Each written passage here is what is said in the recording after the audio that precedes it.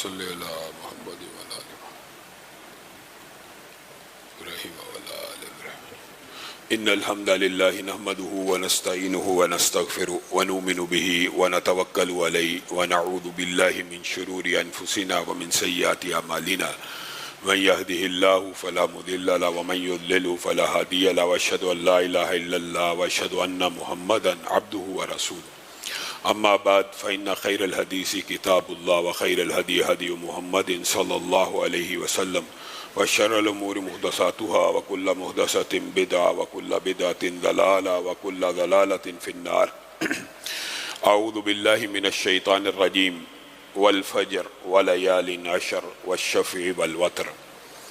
تمام قسم کی تعریفات اور حمد و ثنا اللہ مالک الملک کے لیے ہیں جو تمام کائنات کے خالق مالک اور رازق ہیں، جو اپنے بندوں پر بے شمار انعامات کرنے والے ہیں، جو ہمیشہ سے ہیں اور ہمیشہ ہی رہیں گے، نہ جن کی ذات میں کوئی شریک ہے نہ جن کی صفات میں کوئی شریک ہے۔ حمد و ثنا کے بعد لاکھوں کروڑوں درود و سلام ہوں اس ہستی اقدس و مقدس پر کہ جن کا نام نامی اور اسم گرامی حضرت محمد رسول اللہ صلی اللہ علیہ وآلہ وسلم ہے، جنہیں تمام کائنات کا ہادی، رہنما، مقتدا، پیشوا، رہبر، امام بنا کر بھیجا گیا، اور جن کے قلب اطہر پر اللہ رب العزت نے اپنی آخری کتاب حمید کو نازل فرمایا۔ حمد و ثنا اور درود و سلام کے بعد لاکھوں رحمتیں ہوں آپ کے صحابہ پر، تابعین پر، تبع تابعین پر، واعظین، مبلغین، محدثین، مفسرین، مصنفین، علماء، خطباء، داعین پر کہ جن کی وجہ سے اسلام ٹھیک اور مکمل حالت میں ہم تک پہنچا۔ معزز سامعین گرامی قدر، خطبہ جمعہ کا مسنون طریقہ کھڑے ہو کر پڑھانا ہے، لیکن طبیعت میں کچھ خرابی کی وجہ سے، پے در پہ سفروں کی وجہ سے چند گزارشات آج بیٹھ کے آپ کے سامنے پیش کروں گا۔ نبی کریم صلی اللہ علیہ وسلم کے معجزات کے حوالے سے اپنی گفتگو کو آپ کے سامنے رکھ رہے ہیں، اور معجزات ہی کے اندر نبی کریم صلی اللہ علیہ وسلم کی بعد پیشین گوئیوں کو بھی آپ کے سامنے رکھا۔ انشاءاللہ اس حوالے سے اپنی گزارشات کو مزید آگے بڑھائیں گے۔ نبی کریم صلی اللہ علیہ وسلم کے پاس ایک صحابی آیا اور آ کے کہنے لگا، آج 2 عورتیں مر جائیں گی۔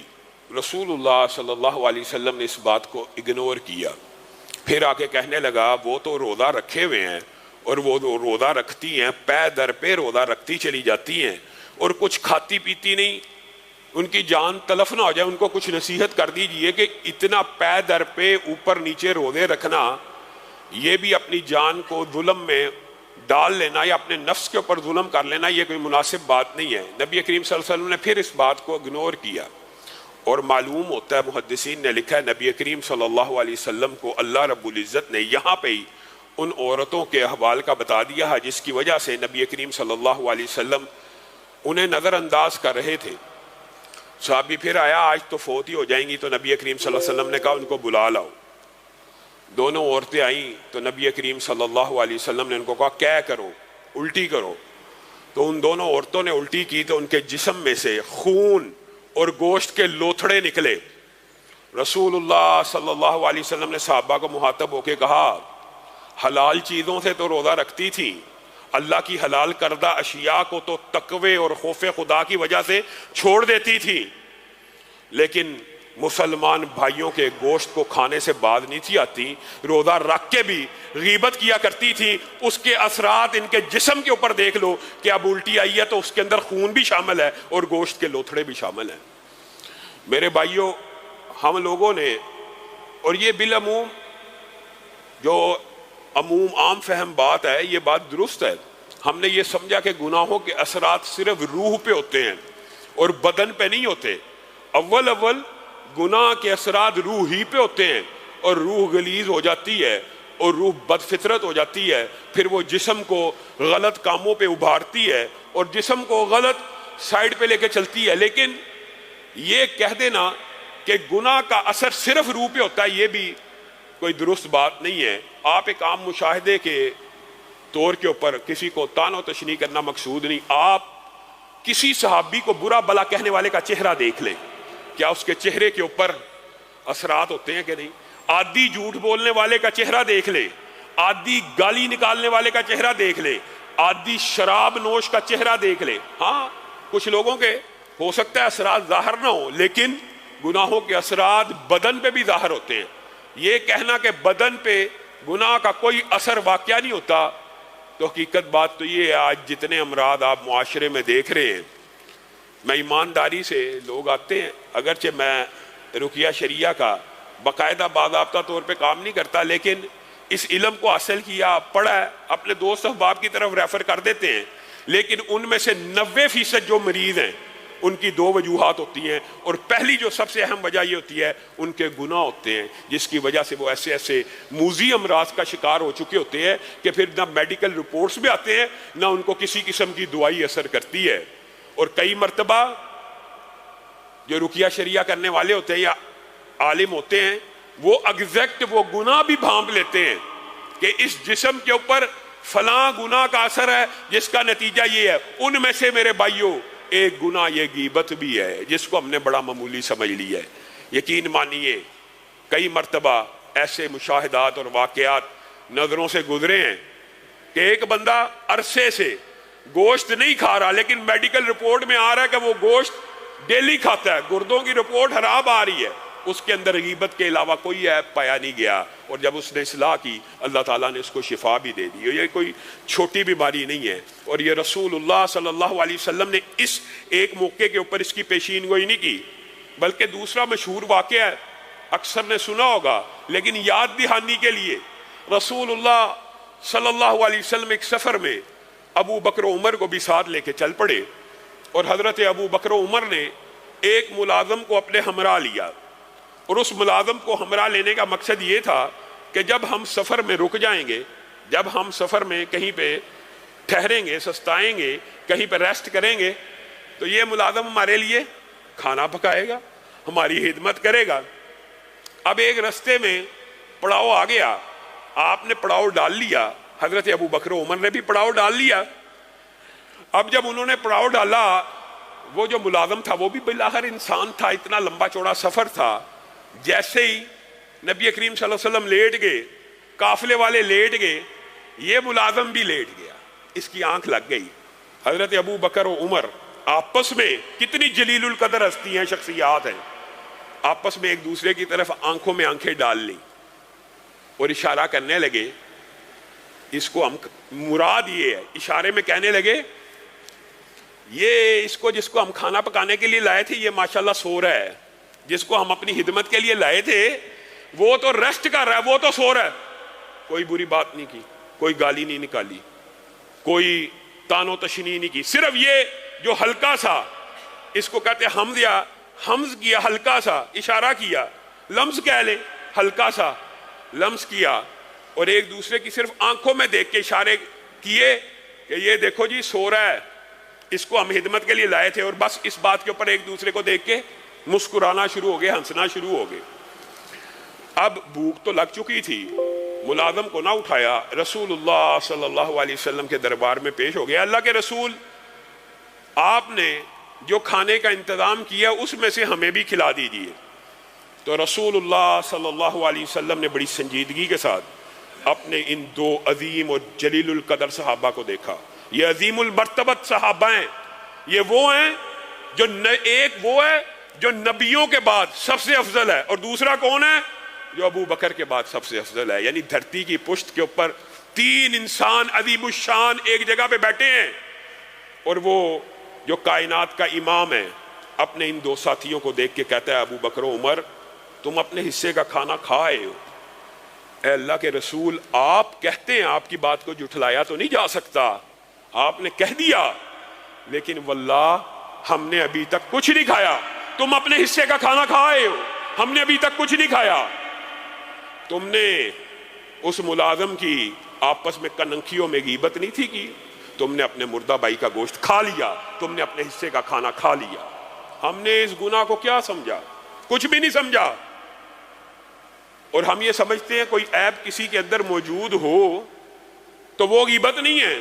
اور میرے بھائیو غیبت صرف موجود عیب کا نام ہے، موجود عیب کا نام ہے، اور اگر وہ عیب موجود ہی نہ ہو تو اس کو کیا کہتے ہیں؟ الزام یا بہتان۔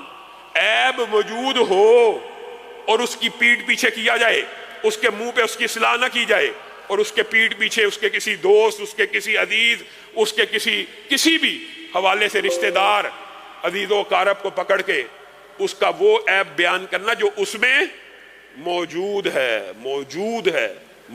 ہے، وہی غیبت ہے۔ وہ عیب بیان کرنے کی اجازت محدثین نے جن دو مقامات پہ عمومی طور پہ دی ہے وہ بھی سمجھ آ جانا چاہیے، بات آئی ہے ضمنی طور پہ تو اس کی بھی وضاحت ہو جائے۔ ایک، اگر اس آدمی کا کہیں رشتہ ہو رہا ہے اور آپ کو اس کے عیب کا پتہ ہے اور رشتہ کرنے والے کو آپ کو بتانا ضروری ہے کہ اس بندے میں یہ عیب ہے، اس لڑکی میں یہ عیب ہے، بعد میں گلہ نہ کرنا، ابھی بات بتا دی جائے، رشتے کے اندر عیب کو نہیں چھپانا چاہیے۔ دوسری بات، اس بندے کا فتنہ ایسا ہو، اس عیب کا فتنہ ایسا ہو، وہ جو عیب ہے وہ ایسا عیب ہو جس سے عوام کو نقصان پہنچتا ہو، جس پہ مفاد عامہ کے اوپر ضرب لگتی ہو، پھر اس عیب کا بتانا جس بندے کو نقصان پہنچنے کا اندیشہ ہے آپ کے اوپر واجب ہے۔ مثلا اس کی بڑی عام فہم مثال ہے، بہت سی مثالیں ہیں، متعدد اس کی جہتیں ہو سکتی ہیں۔ ایک جہت تو یہ ہے کہ ایک عالم دین بنا ہوا ہے اور لوگوں کو فتنے میں مبتلا کر رہا ہے، اس کا وہ عقیدہ، اس کا وہ عیب بیان کرنا اور لوگوں کو کہنا کہ یہ اس فکر میں گمراہ ہے، اس کی اس فکر کو قبول نہیں کرنا، یہ غیبت نہیں ہے، یہ آپ کے اوپر لازم اور واجب ہے۔ دوسرا ایک عام فہم مثال دے کے بات کو آگے بڑھائیں گے۔ ایک بندہ عادی مجرم ہے کہ وہ لوگوں کے پیسے کھاتا ہے، خیانت کرتا ہے، بے ایمان ہے، اور آپ دیکھ رہے ہیں اب یہ فلاں شخص سے بھی پیسے نکلوانے لگا ہے، تو آپ کے اوپر واجب ہے کہ آپ اس بندے کو جا کے کہیں اس کے اندر یہ عیب موجود ہے، یہ لوگوں کے پیسے کھا جاتا ہے، یہ حق تلفی کرتا ہے، اس کے ساتھ تجارت نہ کی جائے۔ غیبت کی جو جائز اقسام ہیں ان میں یہ باتیں شامل ہیں، اور بلا مقصد بغیر کسی وجہ کے کسی بندے کو بددل کرنے کی وجہ، صرف بددل کرنے کے لیے، یہ انسان بڑا بدقسمت ہے، بہت بدقسمت ہے۔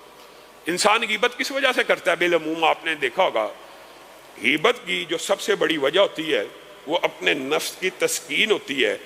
انسان کسی بندے کو اچھا نہیں سمجھ رہا ہوتا اور انسان اپنے نفس کو تسکین دیتا ہے کہ میں اس بندے کو اچھا نہیں سمجھ رہا، فلاں بھی اس بندے کو اچھا نہ سمجھے، اس کے علاوہ غیبت کی کوئی وجہ نہیں ہوتی، صرف اس وجہ سے غیبت کی جاتی۔ میں اچھا نہیں سمجھتا، فلاں بھی اچھا نہ سمجھے، فلاں بھی اچھا نہ سمجھے، فلاں بھی اس کو برا سمجھے، اپنے نفس کی تسکین اس بندے کے خلاف ہے۔ اب بدقسمتی کا اندازہ ہے، بدبختی کا اندازہ ہے، ایک جس بندے کے خلاف ہے، ایک تو ہے جن کے حق میں ہوتا ہے، انسان ماں باپ ہیں، بہن بھائی ہیں، بیٹے ہیں، ان کے تو بندہ حمایت میں ہوتا ہے، اور یہ لوگ بھی کل قیامت کے دن انسان سے نیکیاں لے اڑیں گے، یہ بھی ایک تکلیف کا باب ہے، لیکن ان سے تو انسان محبت کرتا ہے۔ اور وہ انسان جس سے آپ نفرت کرتے ہیں دنیا میں، جس سے بغض رکھتے ہیں، کل قیامت کے دن جب وہ آپ کی نیکیوں کو لے رہا ہوگا آپ کے دل کے اوپر کیا بیتے گی؟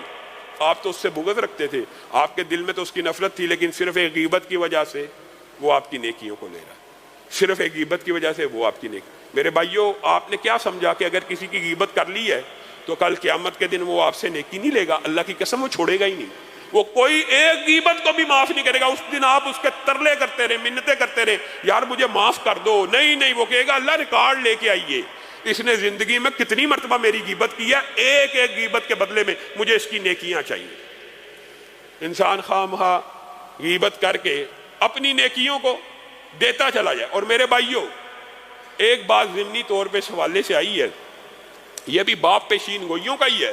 نبی کریم صلی اللہ علیہ وسلم نے فرمایا تھا ایک وقت آئے گا، ایک وقت آ گیا ہے، آپ کی آنکھوں کے سامنے وہ دور گزر گئے ہیں، کیسے کیسے حاکم اور کیسے کیسے بادشاہ اور کیسے کیسے خلفاء نہیں گزرے۔ رسول اللہ صلی اللہ علیہ وسلم نے فرمایا تھا ایک وقت آئے گا جب حاکموں کے اوپر تنقید اور تردید کرنا ناممکن ہو جائے گی۔ ایسے بادشاہ آئیں گے، ایسے حاکم آئیں گے کہ کوئی ان کی تردید یا ان پہ تنقید نہیں کر سکے گا۔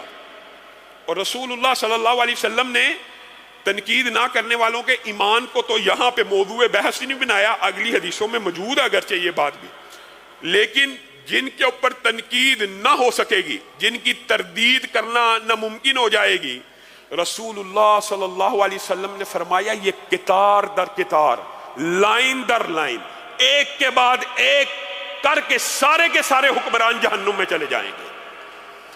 ان حکمرانوں کو، اپنے گریبانوں کو ٹٹولنا چاہیے جو اپنے اوپر تنقید اور تردید کو حرام سمجھتے ہیں، جو تنقید اور تردید کرنے کی اجازت نہیں دیتے۔ یہاں پہ رسول اللہ صلی اللہ علیہ وسلم نے تنقید کرنے یا تردید کرنے کے جذبات کو نہیں ابھارا یا ان لوگوں کو مخاطب نہیں کیا، بلکہ کیا کہا، ایسے حکمران آئیں گے جن کی تنقید اور تردید کرنا ناممکن ہو جائے گی۔ کس وجہ سے؟ ظلم کی وجہ سے، ان کے سلطے کی وجہ سے، انہوں کے آرٹیفیشل قوانین کی وجہ سے، کہ گویا ان کے اوپر تنقید کرنا حرام ہی قرار دے دیا جائے گا۔ اللہ رسول پہ تنقید سمجھنا اور اللہ رسول کے اوپر تنقید کو، یہ آپ کو پتہ ہے ایک خاص فلسفہ ہمارے معاشرے میں پایا جاتا ہے، اگرچہ عوام میں یہ مقبول نہیں ہے، لیکن ایک طبقہ ایسا موجود ہے جو یہ سمجھتا ہے کہ حاکموں کے اوپر تنقید کرنا معاذ اللہ اللہ رسول کے اوپر تنقید کرنا ہے۔ اور ایسے حکمران بھی دنیا میں موجود ہیں جو یہ سمجھتے ہیں کہ ہمارے اوپر تنقید کرنا ولی امر خلیفۃ المسلمین کے اوپر تنقید اور تردید کرنے کے برابر ہے۔ ایسے سارے حکمران جن کا یہ عقیدہ ہوگا وہ ایک کے بعد ایک جہنم میں لائن سر جہنم میں جیسے حدیثیں ہوتی ہیں نا، لائنز کے ساتھ، قطار کے ساتھ، بغیر حساب کتاب جنت میں داخل ہو جائیں گے۔ یہ سارے حکمران سارے کے سارے جہنم میں داخل ہو جائیں گے۔ اور اگلی احادیث میں یہ بات موجود ہے، اور یہ باب غیبت کا باب نہیں ہے، یہ کلمہ حق کہنا یہ ہر مسلمان کی ذمہ داری ہے، اور اس کو بھی غیبت کے باب سے علماء اور محدثین نے مستثنا کی ہے، جس کی مثال یہ آگے جو حدیث میں بھی آپ کے سامنے پیش کرتا ہوں اس کے اندر ہی موجود ہے۔ رسول اللہ صلی اللہ علیہ وسلم نے فرمایا ان قریب ایک ایسا زمانہ آ جائے گا کہ بادشاہ اور حکمران اپنی نمازوں کو ضائع کر دیں گے، یعنی بادشاہ، سبحان اللہ، مسلمانوں کا حاکم، مسلمانوں کا امیر، مسلمانوں کا بادشاہ، جس کی ذمہ داری کیا ہے؟ زمین کے اوپر نظام صلاۃ قائم کرے۔ مسلمان کے بادشاہ کی کیا ذمہ داری ہے؟ نظام زکوٰۃ قائم کرے، اللہ کی حدوں کو قائم کرے، نظام الہی، دین الہی کا نفاذ کرے۔ حاکم کی اور کیا ذمہ داری ہے اسلام میں؟ اس کے علاوہ کوئی ذمہ داری نہیں۔ آج ہم نے حاکموں کو کسی اور انداز میں پرکھنا شروع کر دیا، آج اسلام کے نظام کی بنیادیں ہلا کے رکھ دی۔ رسول اللہ صلی اللہ علیہ وسلم نے فرمایا ایسے مسلمان حاکم، اور میں سوچتا ہوں اس وقت صحابہ حیران رہ جاتے ہوں گے، کیا واقعی مسلمانوں میں بھی ایسے حاکم آئیں گے جو نمازوں کو ضائع کر دیں گے؟ مسلمانوں میں حاکم تو وہ تھے جو مصلی کے امام تھے، ریاست کے امور میں تخیر ہو جائے تو ہو جائے، نماز میں تخیر نہیں کرنے والے، جمعہ میں تخیر کرنے والے نہیں ہیں۔ مصلی کے اوپر کھڑے ہونے والے حاکموں کے دور میں رسول اللہ یہ کہہ رہے ہیں کہ ایک وقت آئے گا ایسے حکمران بے ایمان بن جائیں گے جو نمازوں کی پرواہ۔ آج بتائیے پاکستانی کی مثال لے لیجئے، نمازوں کی کوئی پرواہ ہے؟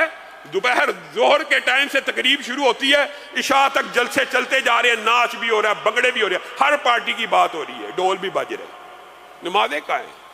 نمازوں کو ضائع کر دیں گے، بدعات کو فروغ دیں گے۔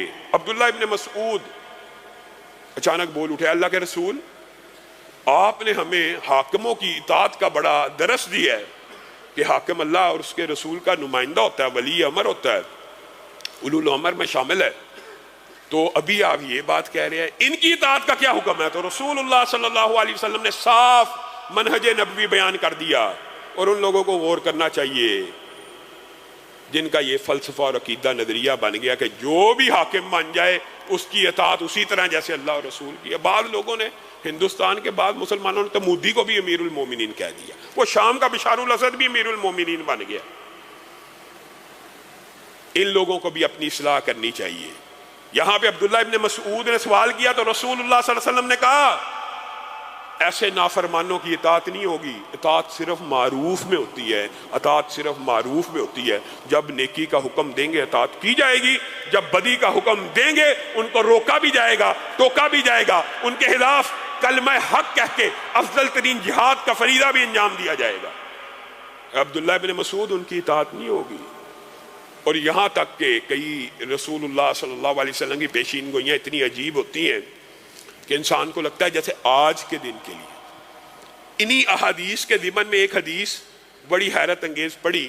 رسول اللہ صلی اللہ علیہ وسلم نے کہا میری ہی امت میں سے ایسے حاکم بھی پیدا ہو جائیں گے جو معروف کو منکر کہیں گے اور منکر کو معروف کہیں گے. جو معروف کو منکر اور منکر کو معروف بنا لیں گے. سود کو حلال کرنے کی کوشش کی جائے گی. شراب ملکوں میں بیچنے کے اوپر کوئی پابندی نہیں ہوگی. سینما کھلنے پہ بند ہونے پہ کوئی پابندی نہیں ہے. یہ معروف ہو گئے ہیں. اور ہمارے تو ایک سابقہ حاکم نے امر بالمعروف کا جلسہ بھی کیا آپ کے سامنے. رسول اللہ صلی اللہ علیہ وسلم نے کہا ایسے ایسے حاکم آ جائیں گے جو معروف کو منکر اور منکر کو معروف کہہ دیں گے.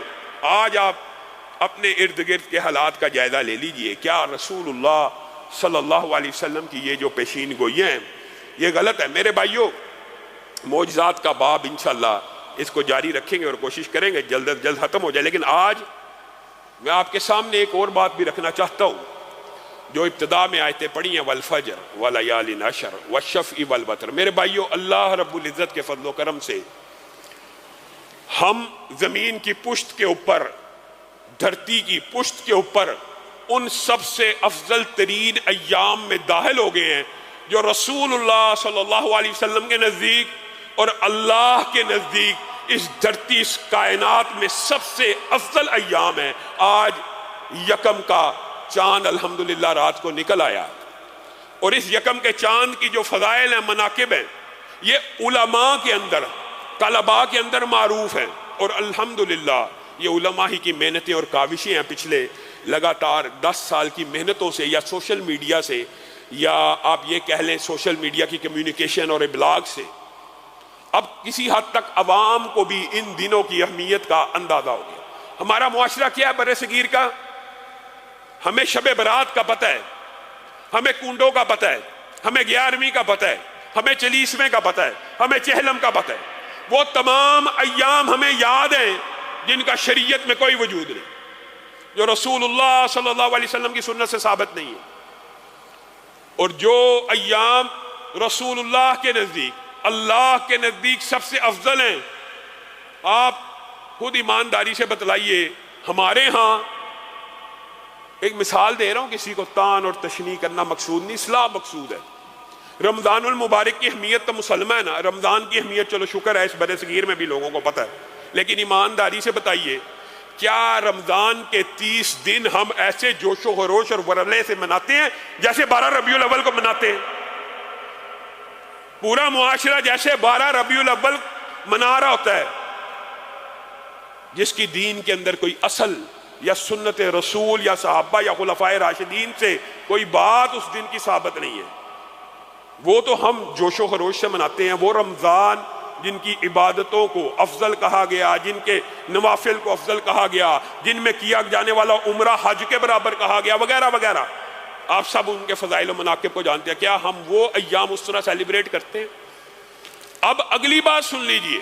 رمضان کو تو پھر بھی کسی حد تک خاص طور پہ اللہ کا شکر اہل توحید ہو وہ سیلیبریٹ کرتے ہیں.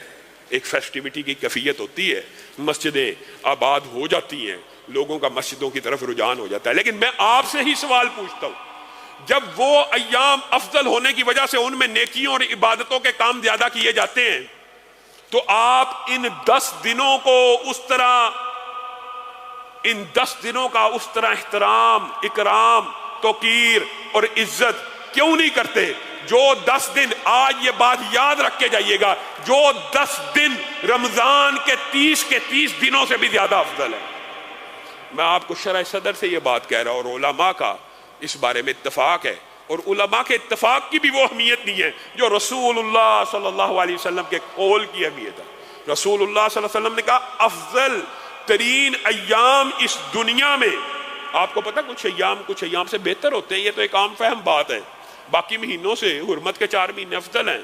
حرمت کے مہینوں میں سے کے علاوہ رمضان کا مہینہ سب سے افضل ہے، پیر کا اور جمعرات کا روزہ سب سے افضل ہے، جمعے کا دن دنوں کا سردار ہے. یہ آپ کو پتہ ہے اوقات کا اللہ رب العزت نے فرق رکھا ہے. اسی طرح یہ جو 10 دن ہیں یہ دنوں کے سردار ہیں. اور کیا یہ صرف دنوں کے سردار ہیں؟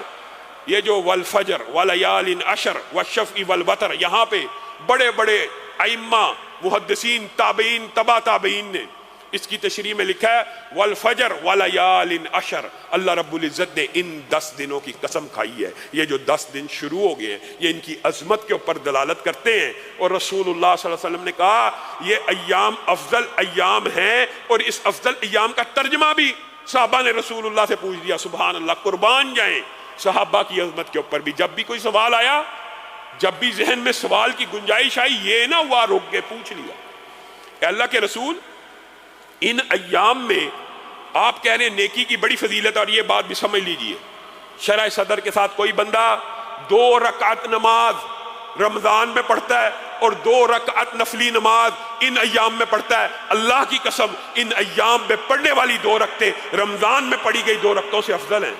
آپ کو پتہ ہی نہیں، ہمیں پتہ ہی نہیں، علماء میں تو چلو معروف ہو گئی بات، لیکن عوام میں یہ بات معروف کیوں نہ ہو سکی؟ اس کے اندر ہمارا قصور ہے، ہم بلاک کرنے میں ناکام ہو گئے۔ آپ نے اس کے اندر وہ فیسٹیوٹی پیدا نہیں کی، آپ نے ان ایام کی قدر پیدا نہیں کی۔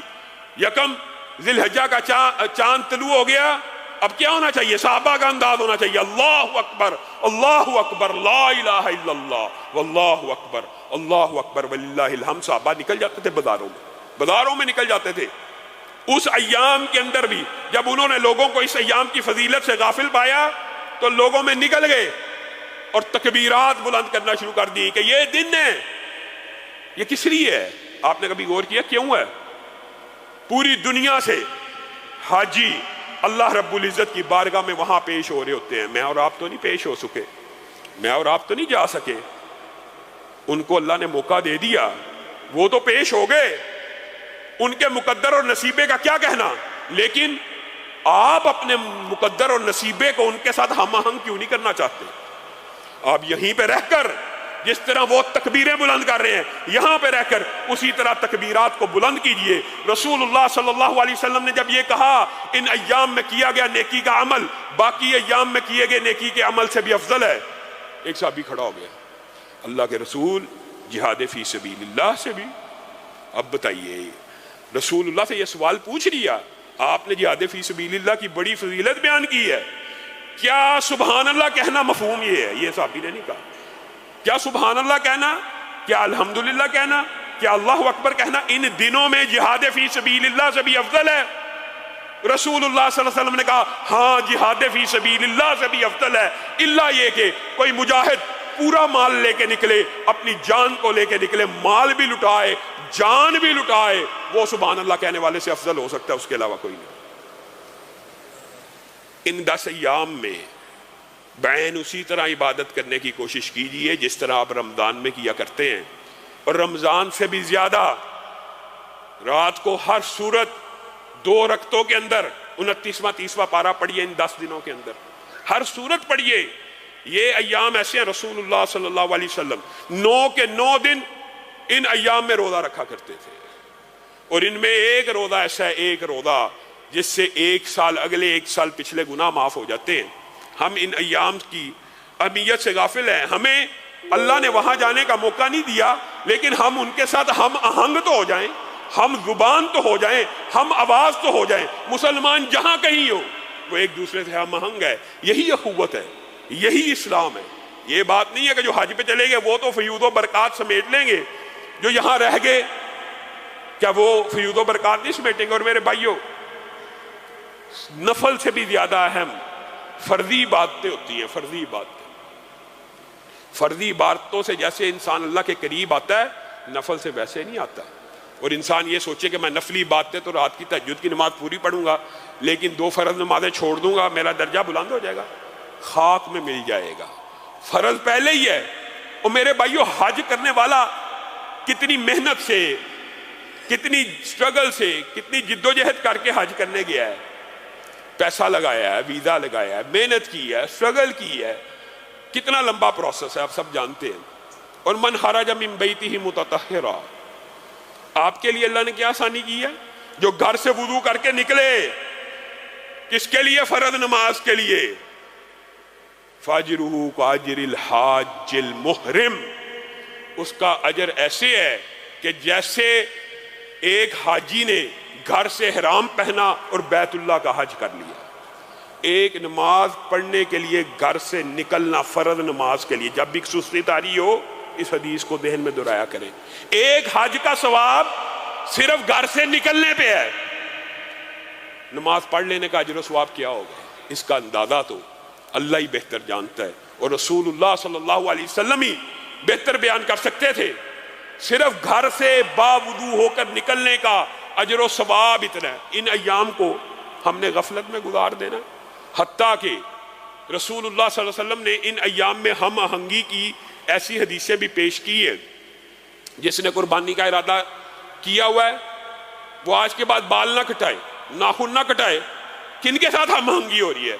ان حاجیوں کے ساتھ جنہوں نے احرام پہنے ہوئے، نہ کٹوائے۔ کب کٹوائے؟ جیسے ہی قربانی کرے اس کے بعد کٹوا لے۔ اس کا کیا فائدہ ہوگا؟ ایک تو قربانی کا اجر و ثواب مل جائے گا، اور انشاءاللہ جب اپنے ناخنوں کو بھی کاٹے گا شاعر اللہ کی توقیر کرتے ہوئے، تعظیم کرتے ہوئے، اپنے بالوں کی بھی حجامت کرائے گا، اللہ تعالیٰ دوہرا اجر دے دے گا۔ اور کسی کے پاس قربانی کی شکت نہیں ہے، اس کے لیے بھی یہ خوشخبری ہے، وہ بھی عید قربان کے دن جب لوگ قربانیاں کر لیں اس کے بعد حجامت بنا لے، اس کے بعد ناخن کاٹ لے، اللہ رب العزت بغیر قربانی اس کو قربانی کا پورا اجر دے دے گا۔ اللہ رب العزت کے پاس اجر دینے کی کوئی کمی نہیں ہے۔ اور میرے بھائیوں، معاشرہ عجیب سمت کی طرف جا رہا ہے، حیران ہوتا ہے بندہ۔ پورا سال جن بے ایمانوں کو غریب کی بیٹی یاد نہیں آتی، پورا سال جن کو پانی کا کولر یاد نہیں آتا، اور کل ایک نئی ٹرم بھی نکل گئی، پورا سال جن کو جنریٹر یاد نہیں آتا، ان کو عید قربان کے اوپر بیٹی کی شادی بھی یاد آ جاتی ہے، کولر بھی یاد آ جاتا ہے، جنریٹر بھی یاد آ جاتا ہے۔ اور میرے بھائیوں، یہ ایسے بدبخت ہیں۔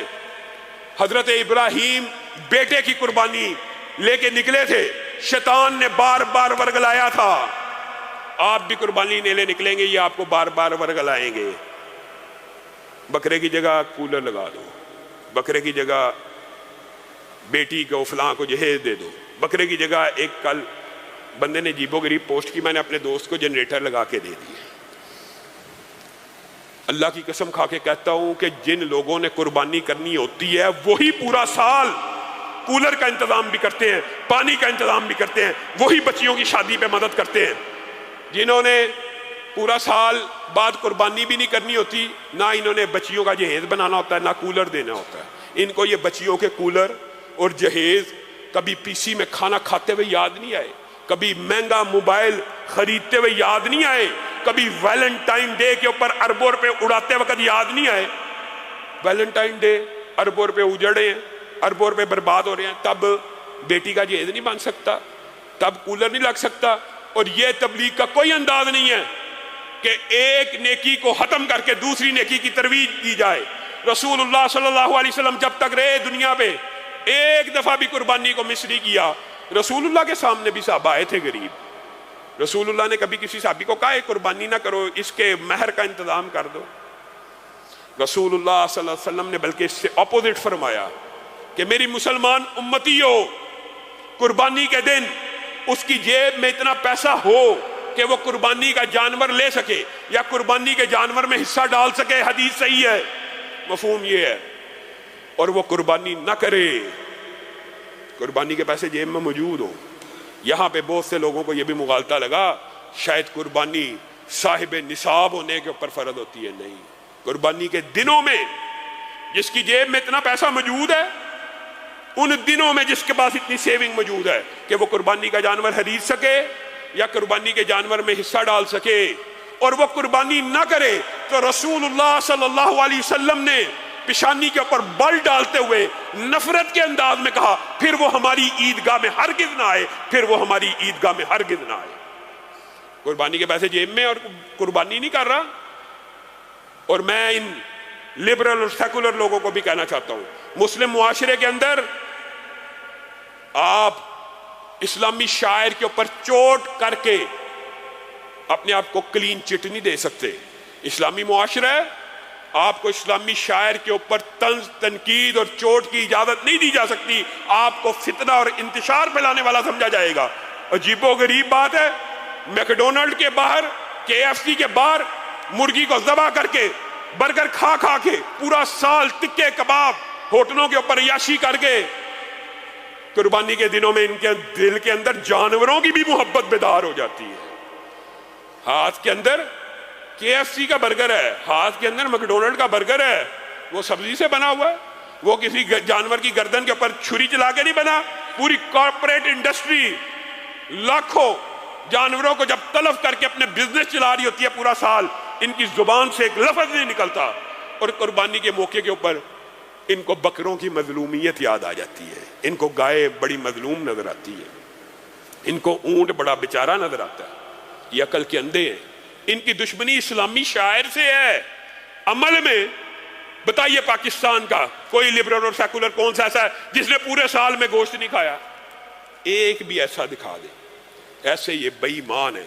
قربانی آئے گی، یہ اربوں روپے کا غریبوں کا بزنس چل رہا ہے، چارے کی گاڑیاں چل رہی ہیں، فصلوں کے پیسے مل جاتے ہیں، جانور پل جاتے ہیں، ٹریڈنگ ہو جاتی ہے۔ آپ ایک اس کاروبار کے ساتھ معاشرے کے اندر دولت کی جو تقسیم ہے، کبھی اس کا جائزہ لے لے، آپ حیران رہ جائیں۔ قصاب سے لے کر، کھال کو بیچنے سے لے کر، گوشت کی غریبوں میں تقسیم سے لے کر، اس کے چارے سے لے کر، اس کے منڈیوں میں آنے تک، اس کی ٹرانسپورٹیشن کے اوپر، اس کے سارے سسٹم کے اوپر غور کرے۔ اللہ کی قسم، غریبوں کی جیبوں میں اربوں روپیہ جاتا ہے، ایک دوسرے کے پاس مال جاتا ہے۔ یہ اسلامی معیشت کے خوبصورت ترین پہلو ہیں جن کو ہم اگنور کر دیتے ہیں۔ اللہ رب العزت جو کہا گیا، جو سنا گیا، اس کو سمجھنے کی توفیق عنایت فرمائے۔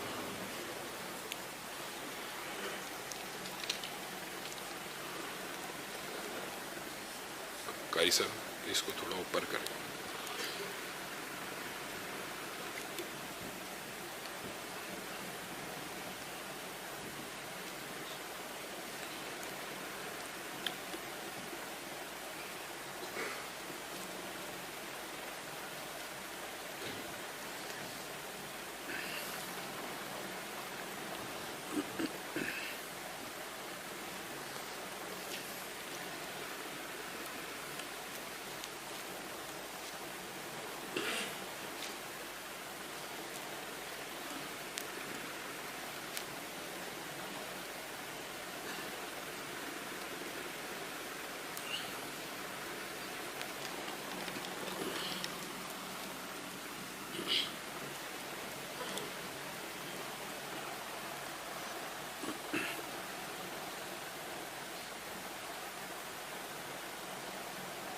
ان الحمد للہ نحمده ونستعینه ونستغفره ونؤمن به ونتوکل علیہ ونعوذ باللہ من شرور انفسنا ومن سیئات اعمالنا من يهده الله فلا مضل له ومن يضلل فلا هادي له واشهد ان لا اله الا الله واشهد ان محمدا عبده ورسوله اما بعد فان خير الحديث كتاب الله وخير الهدي هدي محمد صلى الله عليه وسلم وشر الامور محدثاتها وكل محدثة بدعة وكل بدعة ضلالة وكل ضلالة في النار۔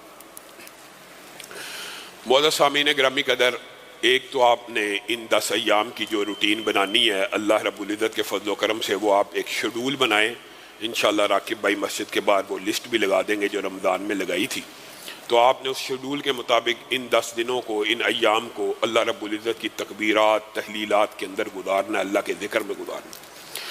دوسری اہم بات جو میں آپ سے کرنا چاہتا ہوں وہ یہ ہے، آپ کے سامنے گزشتہ 1-2 ماہ سے معاشرے کے اندر سودی نظام اور سودی بینکاری اور وفاقی شرعی عدالت کے فیصلے سارے کے سارے میں آپ کے خطبات کے دوسرے خطبہ جمعہ میں رکھتا رہا ہوں۔ اب صورتحال یہ ہے کہ وہ جو فیصلہ وفاقی شرعی عدالت نے دیا، اور ہماری بدقسمتی ہے کہ اسلامی ملک، اسلامی ریاست، آئین کے آرٹیکل 35 قرارداد مقاصد کے باوجود بھی ہمیں دوبارہ عدالتوں سے فیصلے لینے پڑتے ہیں۔ جی سود حرام ہے، یہ کوئی عدالت سے فیصلہ لینے کی ضرورت ہے؟ اللہ اور اس کے رسول نے حرام کہہ دیا، اللہ اور اس کے رسول کے ساتھ جنگ کہہ دی، پھر بھی عدالتوں سے اسلامی جماعتوں نے ایک تحریک چلائی، 30 سال سٹرگل محنت کی، فیصلہ پھر اسلامی جماعتوں کے یعنی سود کے حرمت کے اوپر آ گیا۔ اب جب سود کی حرمت کے اوپر یہ فیصلہ آ گیا تو بڑے افسوس کے ساتھ مجھے کہنا پڑتا ہے، میں دکھ سے کہہ رہا ہوں، پہلے بھی 1992 میں اس کے خلاف سٹے لیا بڑے میاں صاحب نے، آج اللہ رب العزت نے ان کے بھائی کو یہ موقع دیا تھا۔ یہ اللہ کا احسان نہیں ہوتا حکومت عطا کرنا؟ یہ اللہ کے بے پایاں احسانات میں سے ایک احسان بھی ہوتا ہے، اگرچہ آزمائش بھی ہوتی ہے لیکن احسان بھی ہوتا ہے۔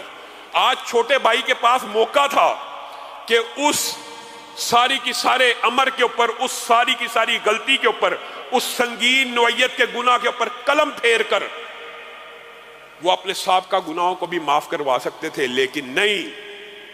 حاکم بننے کے بعد پتہ نہیں کیا ہو جاتا ہے، حاکم بننے سے پہلے اسلام، شریعت اور دین سب یاد ہوتا ہے، حاکم بنتے ہی نیشنل بینک آف پاکستان بھی ان 4 بینکوں کے ساتھ پٹیشن میں شامل ہو گیا کہ ہم وفاقی شرعی عدالت کے خلاف سٹے لیتے ہیں اور سپریم کورٹ میں جائیں گے۔ بعض لوگوں نے بڑی عجیب و غریب توجیہات پیش کرنا شروع کی، جی اسٹیٹ بینک ہی بک گیا تھا، جی اسٹیٹ بینک پاکستان کے تابع ہی نہیں رہا۔ یہ ساری کہانیاں ہوتی ہیں۔ اسٹیٹ بینک بھی ریاست کے ماتحت ہوتا ہے، اور اسٹیٹ بینک کو چھوڑے تو نیشنل بینک آف پاکستان تو پاکستان کا نمائندہ بینک ہے، اس نے بھی پٹیشن دائر کر دی ہے۔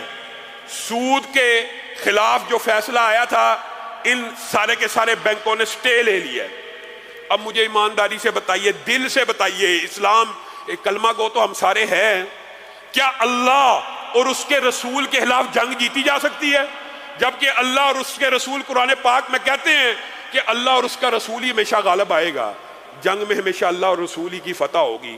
تو کیا پورا پاکستان جو اللہ اور رسول کے خلاف جنگ کرنے کے ارادے سے نکل پڑا ہے، اور یہ جو بینک ہے، نیشنل بینک، مسلم کمرشل بینک، HBL، UBL، یہ سارے اس جنگ میں اللہ اور اس کے رسول کے خلاف ہراول دستے کا کردار ادا کر رہے ہیں۔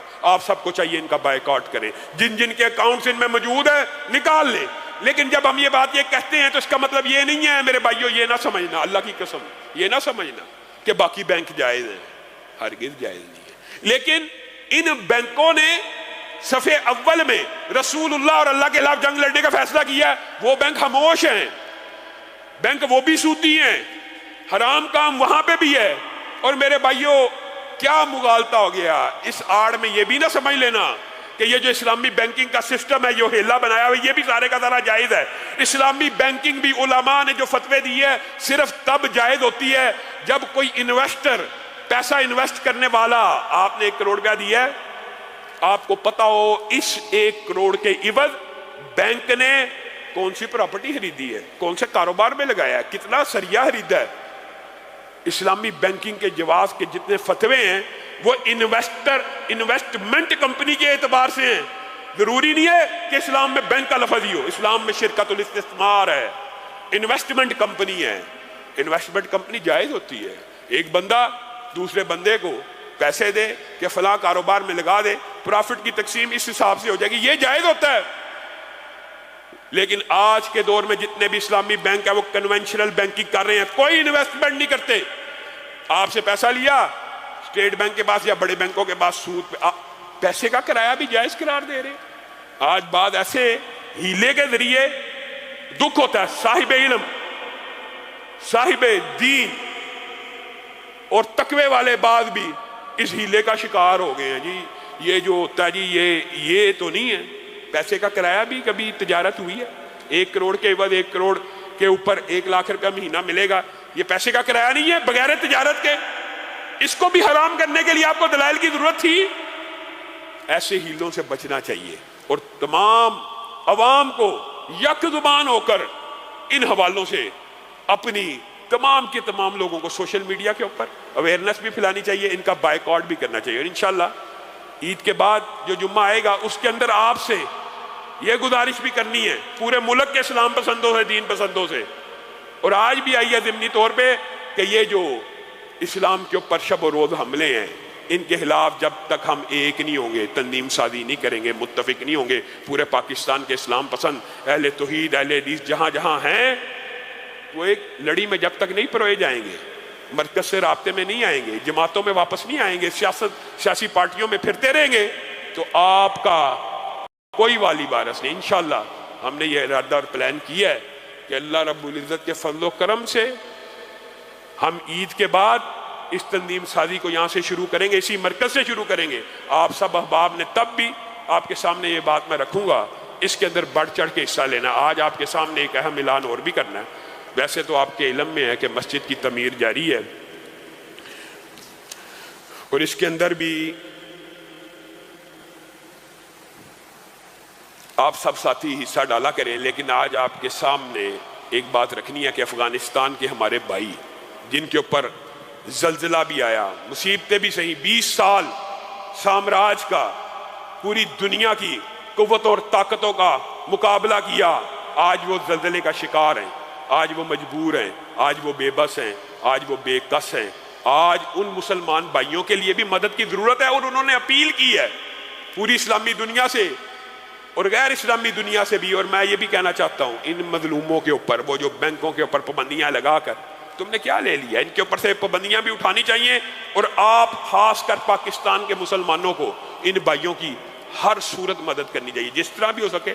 کپڑے کی صورت میں افغان ایمبیسی نے بھی اعلان کیا ہوا ہے، وہ نمبر بھی موجود ہیں، لیکن یہاں پہ ہمارے دوست ہیں نوید صاحب اور چودھری نصیر صاحب، انہوں نے آج یہ انتظام کیا ہے کہ جو ساتھی ان کو گندم لے کے دینا چاہیں، ایک ٹرک وہ چاہتے ہیں کہ ہمارے مرکز سے بھی جائے افغان بھائیوں کے لیے، تو آپ جو ساتھی اس کے اندر کنٹریبیوٹ کرنا چاہیں وہ باہر گیٹ کے اوپر کھڑے ہوں گے، اس حوالے سے بھی اپنا حصہ ڈالتے جائیے۔ سبحان ربک رب العزت عما یصفون۔